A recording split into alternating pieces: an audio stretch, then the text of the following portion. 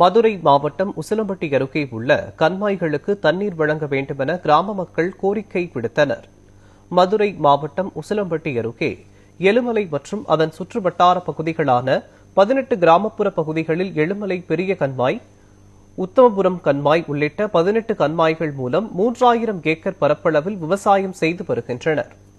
இந்த நிலையில் உசிலம்பட்டியில் உள்ள 58 கால்வாயை விரிவாக்கம் செய்து வைகை அணையிலிருந்து எழுமலை பகுதியில் உள்ள கண்மாய்களுக்கும் தண்ணீர் வழங்க வேண்டும் என கிராம மக்கள் ஒன்றிணைந்து தமிழக அரசிற்கு கோரிக்கை விடுத்தனர்.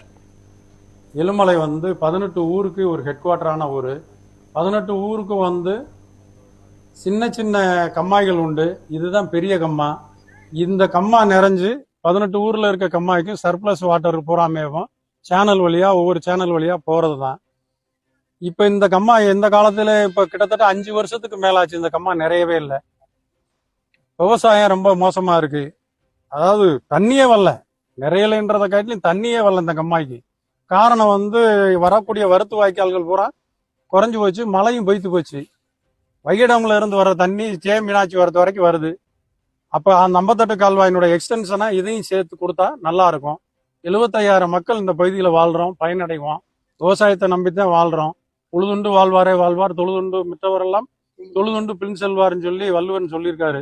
அந்த வாக்கு பிரகாரம் விவசாயம் நல்லா இருந்தா மட்டும்தான் நாடு நல்லா இருக்கும், ஊரு நல்லா இருக்கும், ஆட்சியும் நல்லா இருக்கும்னு கேட்டு முதலமைச்சர் ஸ்டாலின் அவர்கள் கருணை கூர்ந்து எங்க ஏரியாவுக்கு இந்த கம்மாய்க்கு 58 கால்வாய் திட்டத்தை கொண்டு வருமாறு கேட்டுக்கொள்றோம்.